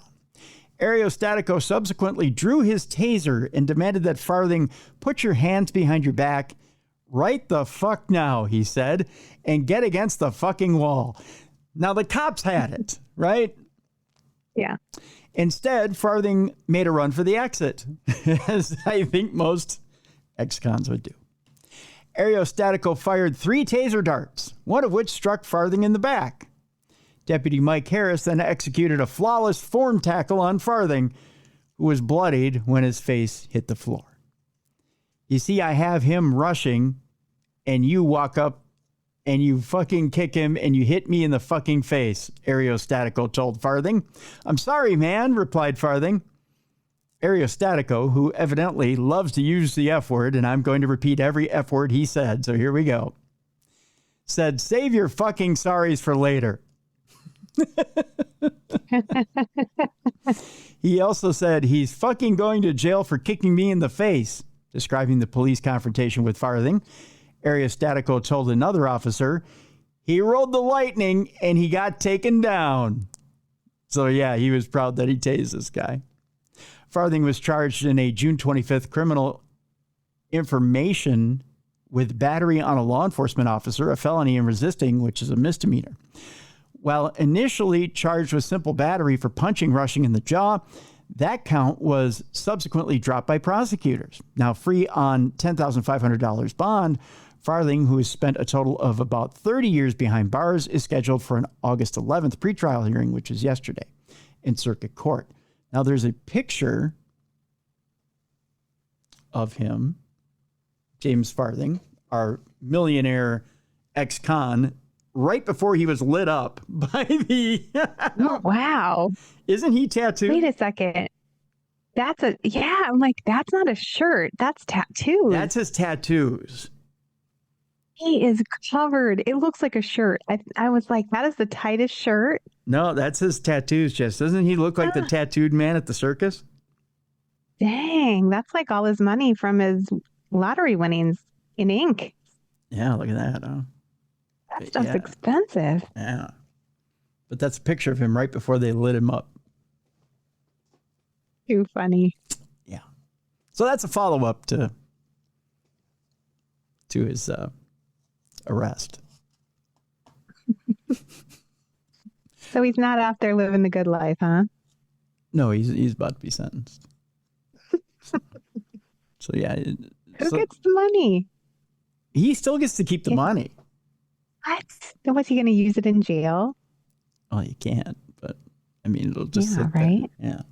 Maybe give it to his kid. I remember he had a kid from the last one. I remember thinking, Well, he's got a mom too. So I think he spent some of the money. Yeah, on the mom was bad too, wasn't the mom like helped him with something? Yeah, so. the mom's got a criminal record too, but donate it to Darkness Radio. that's right. We'll keep it on the show. We'll keep it on a slush fund for you. We'll let it build up interest. We might use a little bit, but yeah, but strictly business. That's all it'll be. Right. Yeah. Let's see here. Our next story has to do with being very careful about what you eat before you have an appointment. All right. The headline here is she ate a poppy seed salad and then Child Services took her baby. Yeah. It's too messy. Well, you'll find out why you don't eat a poppy seed salad. You're having a baby and a hospital drug test comes up positive, but you know the test is wrong and you can't control what happens next. Pregnant with her 5th child, Susan Horton had a lot of confidence in her parenting abilities. Then she ate a salad from Costco, an everything chopped salad kit with poppy seeds. When she went to the hospital to give birth the next day, she tested positive for opiates. Horton told doctors that it must have been the poppy seeds, but she couldn't convince them that it was true. She was reported to child welfare authorities, and a judge removed Horton's newborn from her care. They had a singular piece of evidence, Horton said, and it was wrong. Hospitals across the country routinely drug test people coming in to give birth, but the tests many hospitals use are notoriously imprecise, with false positive tests up 50% for some drugs. People taking over-the-counter cold medicine or prescribed medications can test positive for methamphetamines or opiates. It's kind of an interesting story. I tell you what, I'm going to post this in the description of the program because there's an audio story that you can listen to that takes about maybe 45 minutes to listen to. If you want to hear the rest of the story about how other people have been framed for drugs based on what they've eaten or consumed based on these tests. All right, Jess, you might have heard about this phenomena recently, and I actually found out about this phenomena because I was up at KNSI working on Saturday, and this very phenomena happened to our Minnesota Lynx. Okay. Now, the phenomena itself is not funny that this is happening to WNBA players, but I thought of a scenario where this could be funny if it was done to NBA players and reversed on them. I'll explain in a second. Okay. The WNBA says an individual who threw sex toys on the court at a dream game has been arrested. The only reason why I read this story. An individual who threw a sex toy onto the court during the Golden State Valkyries 77-75 victory over the Atlanta Dream on Tuesday at Gateway Center in College Park, Georgia, has been arrested, according to the WNBA. The incident happened in the final minute of the Tuesday contest as the Dream and Valkyries were tied at 75. The lime green object was thrown from the stands onto the court and landed near the top of the free throw line. I could say that. Shortly after Atlanta's Maya Caldwell blocked a three-point attempt from Golden State's Tiffany Hayes. Officials did not stop play as the object bounced towards the sideline. A police officer later picked up the item using a towel. Thank God they used the towel. You don't know where it's been. Days later, another sex toy was thrown onto the court during Golden State's 73-66 victory over the Chicago Sky at Wintrust Arena in Chicago on Friday. The incident happened with 7:42 remaining in the third quarter as the Sky led 39-37. Officials immediately halted play after a green object, again it's green, landed out of bounds near the basket. The object involved in the incident in Atlanta on Tuesday has been arrested. Or the subject, not the object, but the subject involved in the incident in Atlanta on Tuesday has been arrested. The WNBA said in a statement to USA Today on Saturday. A number of WNBA players have spoken out against the string of incidents. Sky Center Elizabeth Williams said it's super disrespectful, while Indiana Fever guard Sophie Cunningham said flying objects could hurt one of us. And she's right. It could. I don't really get the point of it. It's really immature. Whoever is doing it needs to grow up, Williams said following Friday's game. New York Liberty forward Isabel Harrison added, arena security, hello, please do better. It's not funny, never was funny. Throwing anything on the court is so dangerous. The WNBA said any spectator caught throwing anything on the court will be immediately ejected and face a minimum of 1-year ban. The safety and well-being of everyone in our arenas is top priority for our league, the WNBA said. Objects of any kind thrown onto the court or in the seating area can pose a safety risk for players, game officials, and fans. In line with WNBA arena security standards, any fan who intentionally throws an object onto the court will immediately be ejected and face a minimum 1-year ban in addition to being subject to arrest and prosecution by local authorities. Now, throwing a dildo or sex toys onto a WNBA court, not fun. In fact, it happened to the Minnesota Lynx recently. Coach Cheryl Reeves went on to media and said it's the obvious sexualization of women and holding women down. I know of a scenario where it would be funny, but it involves the men, the NBA. Mm-hmm. Why not throw a pocket pussy at LeBron James and just say, listen, you're too goddamn old for this game? Now that's funny. Or one of those fleshlights. Or a fleshlight. Yes, thank you, Jess. I was going to let you say it because you were the one who researched it. That's right. Throw a fleshlight at Steph Curry and say, listen, you're not hitting the three-pointers like you used to. Why don't you bury your junk in that? You wuss. Now that's funny. It's kind of funny. Yeah. Yeah. See? Green dildos, though, huh? Yeah, I don't know what it is about green. Green. I don't know why it's got to be green. They're into aliens? I have no idea. Some guys have too much time on their hands. I think. Yeah. All right, shall we move on? Yes, please. Okay. This is an unusual story from San Fernando, Jess. Firefighters rescued a woman trapped in a small chimney in San Fernando, California. Now you may say, what's not safe for work about this? I'm about to tell you. Right. Firefighters rescued a woman trapped in a small chimney in San Fernando on Tuesday. Air 7, Eyewitness News. Because it's their chopper. You know, they're all proud of it over there at Eyewitness That's right. News. They should be. I think it's practically brand new as of 30 years ago. Flew Air 7. It's a baby. Air 7 flew over the scene where several Los Angeles firefighters were working to free the woman from the chimney. It happened at a municipal building at the City of San Fernando Recreation Center on North Park Avenue. Officials say the small building is used for storage. According to the Los Angeles Fire Department, an approximately 30-year-old woman was discovered about 3 feet deep within the chimney or exhaust flue. Here's the deal, Jess. Members of the LA Fire Department's urban search and rescue team had to use a ladder to reach her and then used a harness to lift her up and out of the chimney. Video shows the crew lifting the woman out of the chimney. Over a dozen firefighters stood on the roof as they worked to free the woman. Eventually, she was lifted out and lowered to the roof, where she was strapped to a gurney and lowered to the ground using the truck ladder as a crane. Now, the woman was alert and conscious as she was loaded into an ambulance and taken away from the scene. Witness Jose Rivera said, "It's crazy. You would think it's a show that somebody put on, and the show is over, but it wasn't a show. It's reality."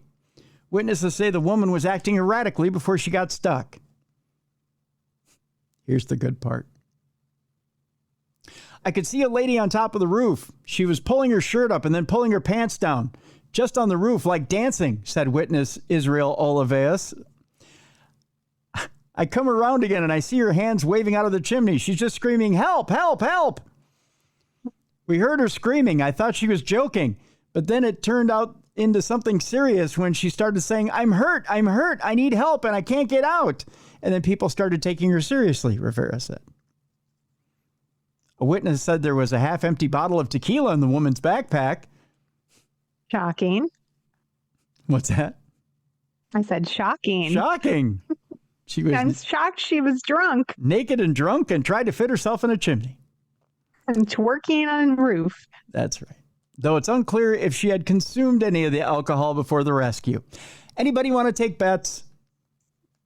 My money's on yes, she did. Yeah, she probably did. It's unknown about how. Half the bottle. About half the bottle. That's right, Jess. I think you probably win that bet. It's unknown how the woman became stuck in the first place.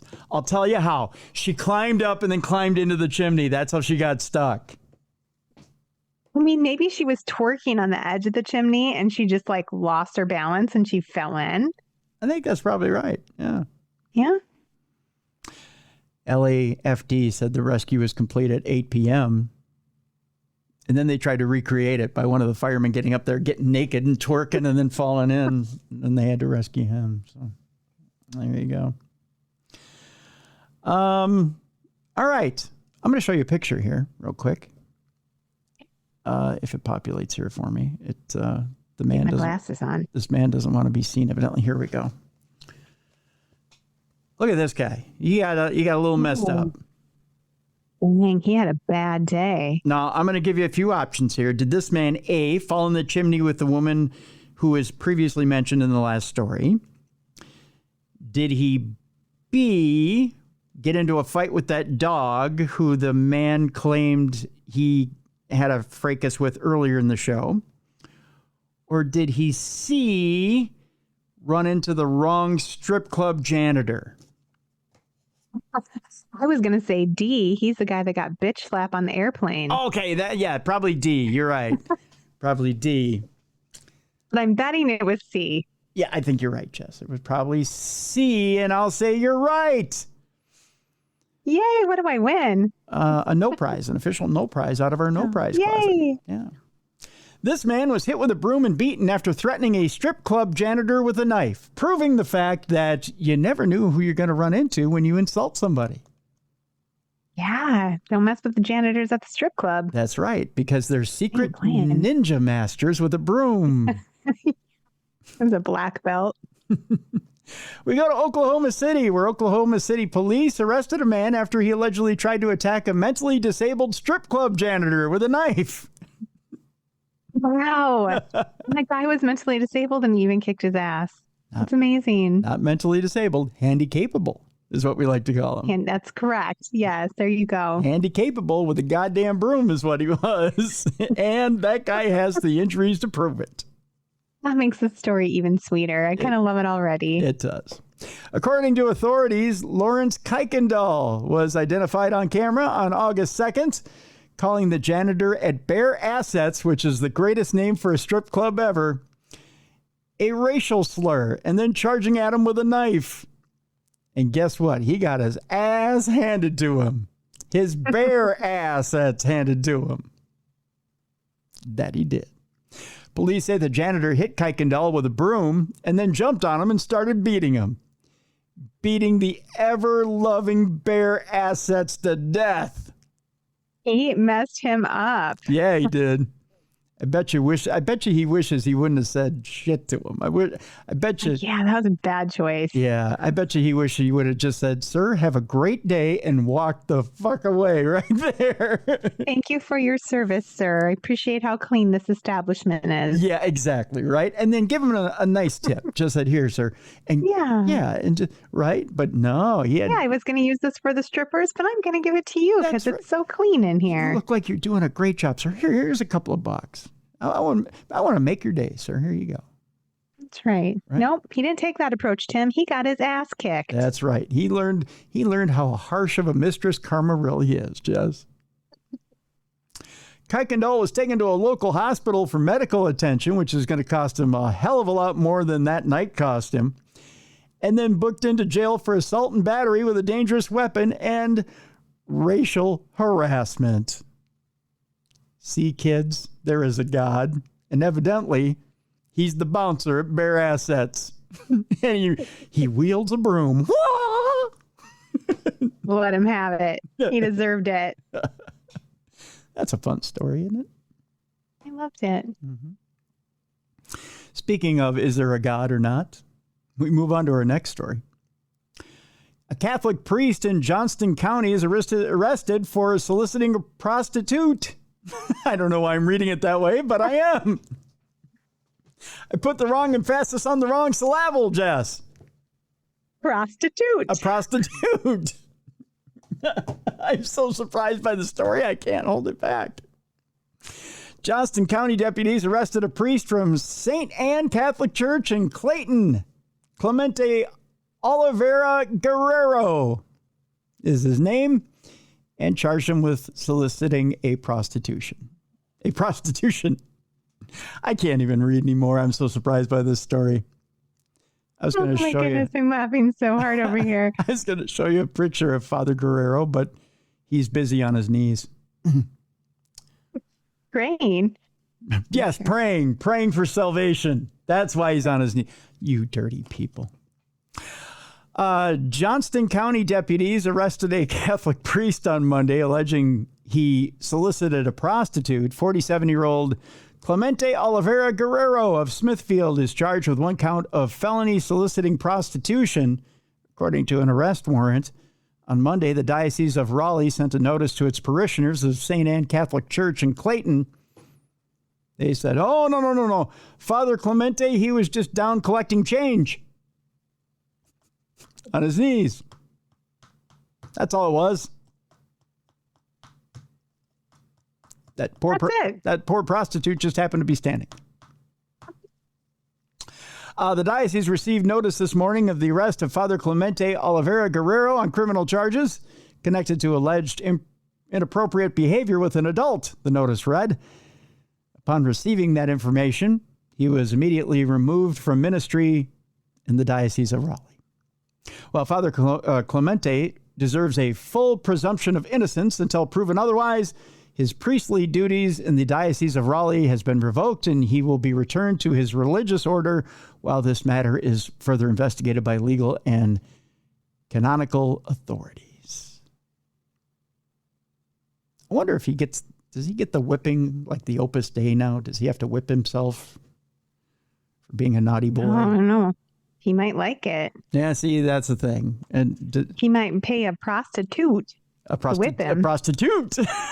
I was so surprised, Jess. I even picked the story, and I'm surprised. I have a prostitute. No. My gosh. Well, let's find out which hooker hooked the priest, shall we? Deputies say they arrested Oliveira Guerrero on church property. And the sheriff's office said the alleged crime happened on church property. They did a house call in the house of the Lord. Oh, my. Oh, my. The arrest warrant states that Oliveira Guerrero appeared in court on Monday afternoon. He said, this doesn't look like my house. I don't know why he has an Italian accent. They all do if they visited the Vatican. The Johnston County Sheriff's Office says Oliveira Guerrero had a $2,500 secured bond. Arrest records show a man named Peter Grace posted the bond. Maybe if Father Guerrero's Peter had more grace, he wouldn't be in a bad situation now, would he? Peter Grace. Do you think that's a made-up name? That's not real. Do I think it's a made-up name? Fuck yeah, I think it's a made-up name. Peter Grace? No. Come on, Jess. Peter Grace? I'm laughing over here too much. I can't handle this story. It was one of either two names, Peter Grace or Dick and a Vice, and he had to pick one or the other. Peter Grace was more PG, right? Oh, gosh. A Facebook post from October 2024 shows a Peter Grace was then the pastor at St. Anne Catholic Church. It was like the nomenclature of the It was just the new guy was called Peter Grace. Whoever came in, they gave him the name Peter Grace. Doesn't matter what your actual name is. Yeah. It's just, you're Peter Grace. Go out there and preach for a while. Public records show Grace lives near the church in the woods somewhere in a cabin. Peter Grace. In June of 2025, Grace was appointed pastor of Maria Reina de las Americas Parish in Mount Olive in the mission of Santa Teresa in Beulahville. Now let's talk about our hooker, shall we? And then we'll get out of here. That's what Father Oliveira said. 20-year-old Jaquavis Benson. Or I'm sorry, Brinson of Benson. It's a tongue twister. That's what he said. 20-year-old Jaquavis Brinson of Benson faces a misdemeanor charge of prostitution. The sheriff's office say deputies saw a suspicious vehicle outside of the church just before 1 a.m. on Monday. Father was getting some on a Monday because his weekends are full. You know what I mean? Yeah. Well, he was busy doing the holy sacraments and such. Well, they were just out in the parking lot doing Bible study is what happens here, Jess.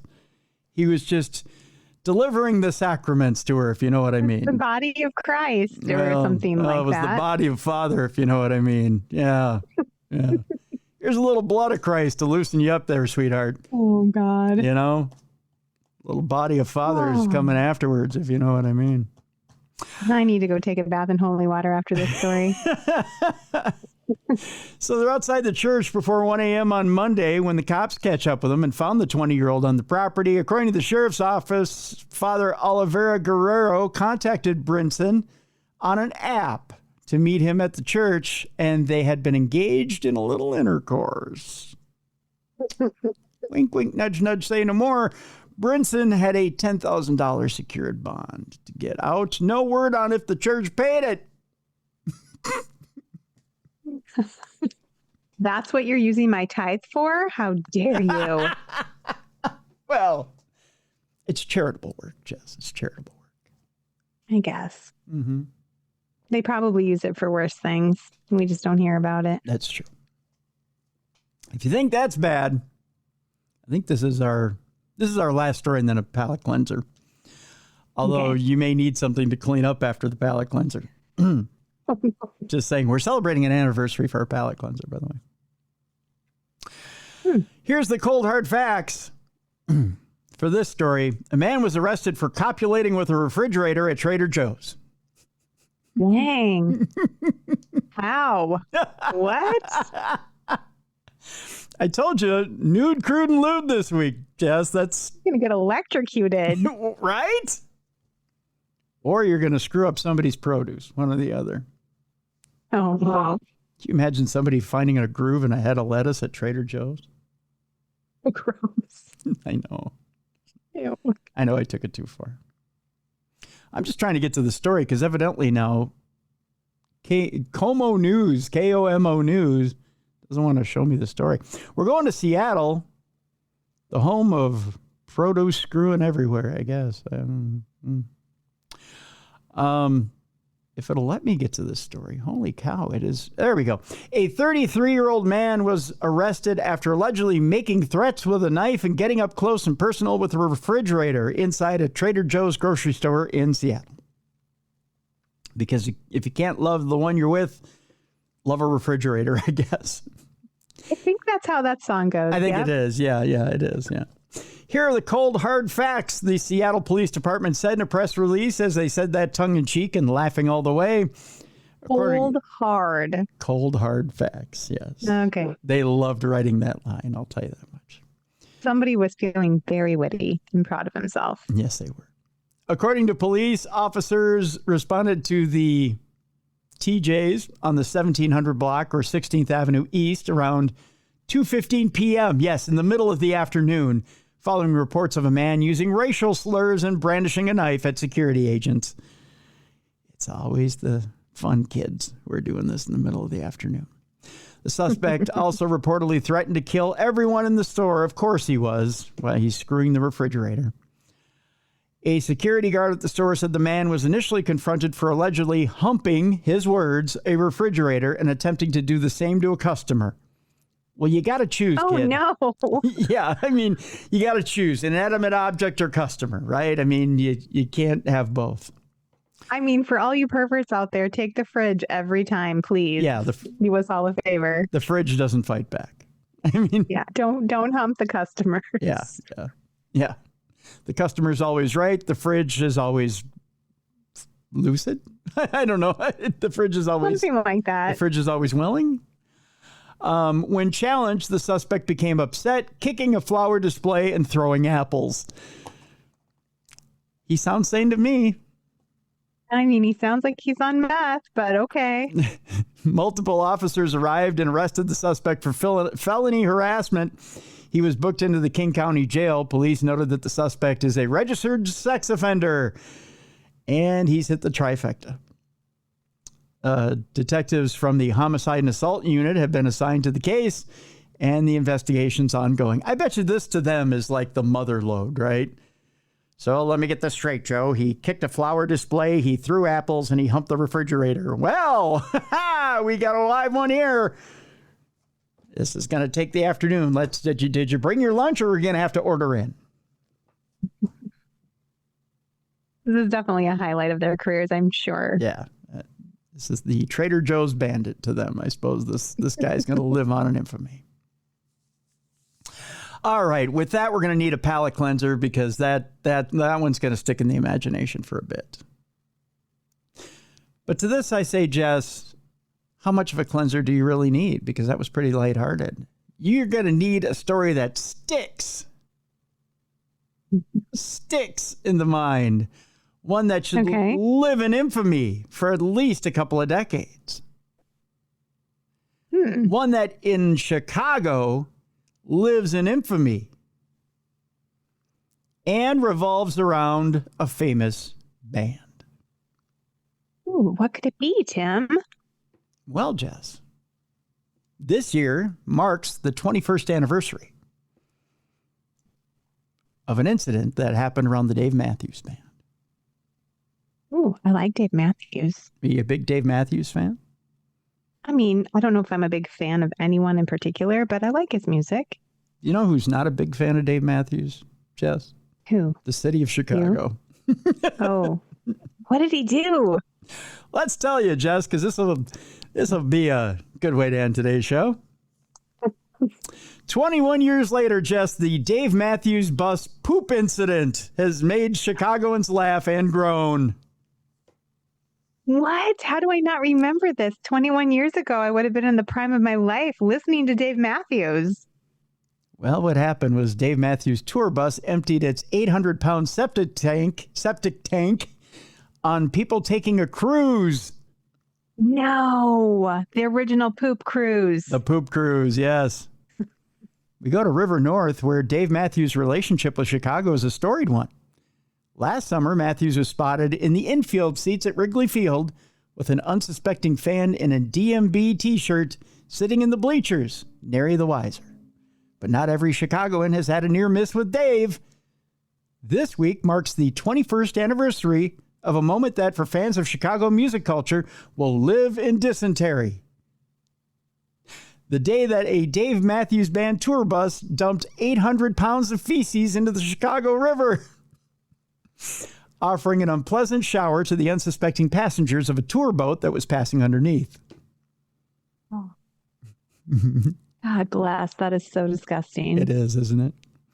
On the afternoon of August 8th, 2004, a charter bus belonging to the Dave Matthews Band drove across the Kinsey Street Bridge and empties its septic tank over the Chicago River.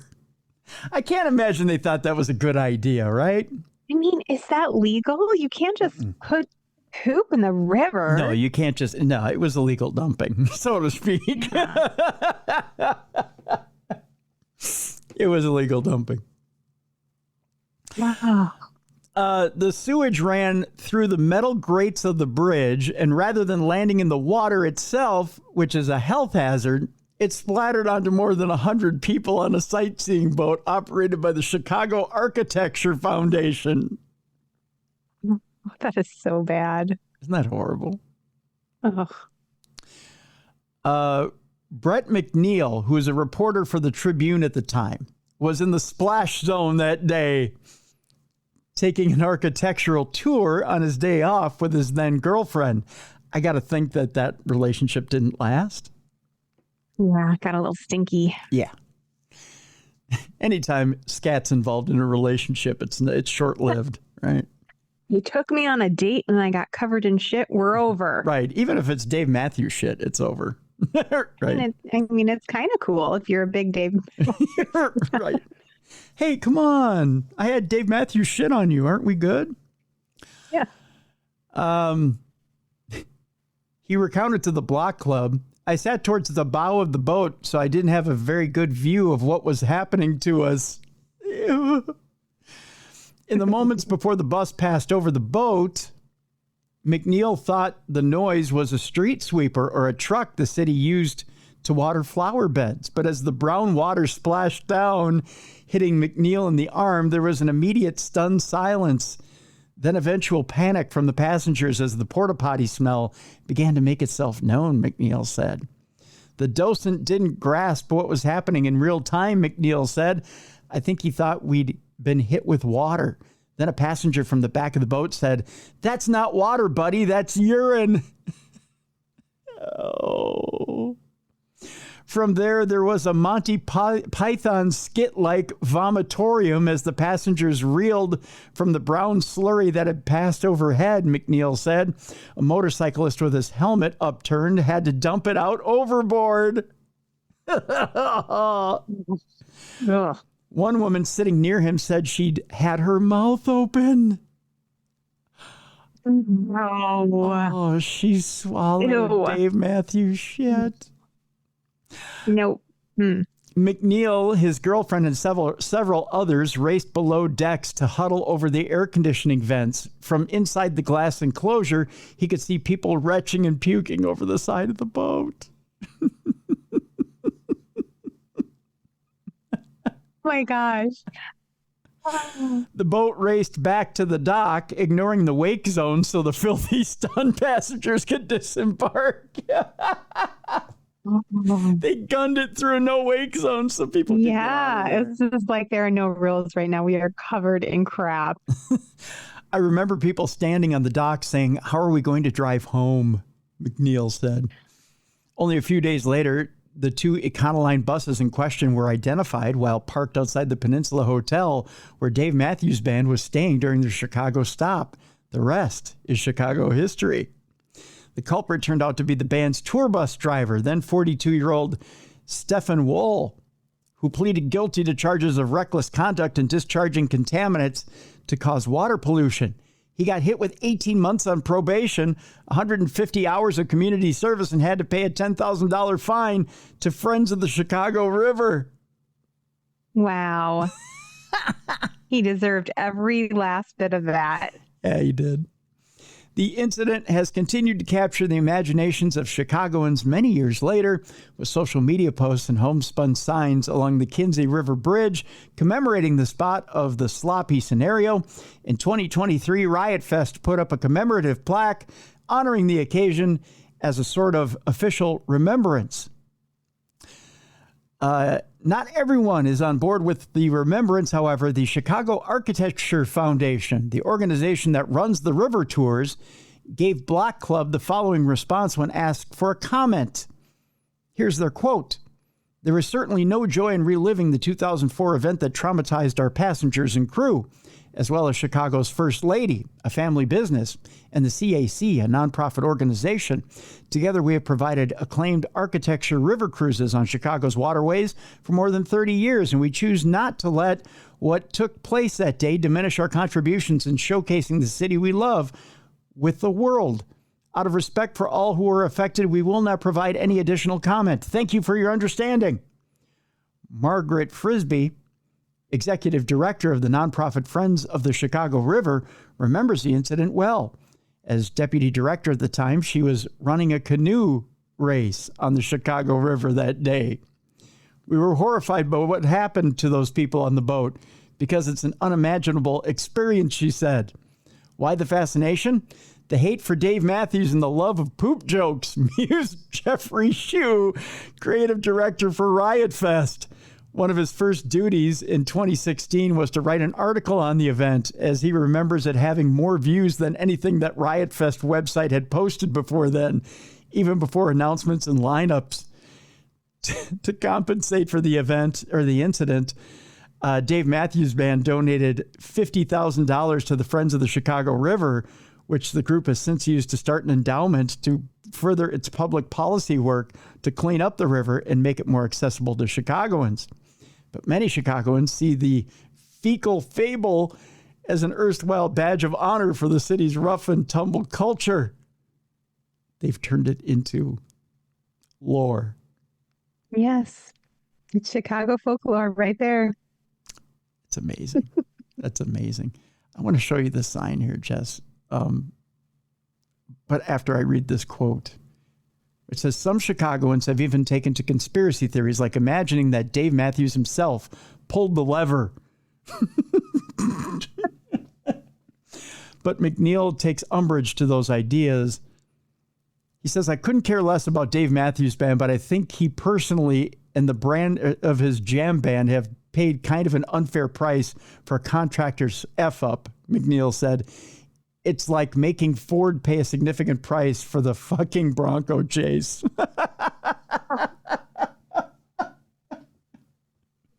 In other words, O.J. Simpson. True. Okay, so I got to show you this sign. This is the sign that the aforementioned group that we were talking about put up at the river. It says, in August of 2004, at this very location, a dumb tour bus dumped 800 pounds of poo on some people. Hashtag never forget. Hashtag always remember. And it's right there at the river. Never forget. Never forget. And I bet the people on the cruise were probably trying to forget. Oh, they've been trying to forget for quite some time. So you got to love it. All right. That'll do it. That'll do it for today. Oh, I don't know how much of a palate cleanser that was, but I did enjoy it. Yeah, it was quite fun, wasn't it? It's kind of nasty, but kind of nasty. Kind of nasty. All right, let's do a real palate cleanser here. Let's talk about the book that was on today's program, which is more of a palate cleanser. It's a very good book, the kind of book that you'll want to read over and over and over again. It's called Bless Your Heart, a thriller, and Leigh Dunlap is the author. So by all means, it's in the description of this program. Go get it. I just love the title. Yes, bless your heart. So bless your heart. Bless your heart, Dave Matthews. I mean, I don't know. But go get that book. Very good book. And that'll be that. Tomorrow on the program, Supernatural News. And then Thursday, I'll give you this much of a clue. You're going to learn how to draw certain cryptids. Fun. Yeah. And other things as well. Ooh, I love drawing. Okay, I'm so excited. Yeah. So we're going to incorporate, much like with your trips, Jess, we're going to incorporate a little art into the program. Yay. Yeah, on Thursday's program. So there you go. All right. So that'll do it for today's program. Jess, people want autographed books. Tell them how to get it. You can find my website, jessicafreeberg.com. You can shoot me a message from there, and I would be happy to set you up with one. Perfect. All right. So that's the week right here on True Crime Tuesday and Darkness Radio. For Jessica Freeberg, I'm Tim Dennis. Join us tomorrow, Supernatural News. And thank you for watching and listening to the best in true crime podcasting. This is True Crime Tuesday.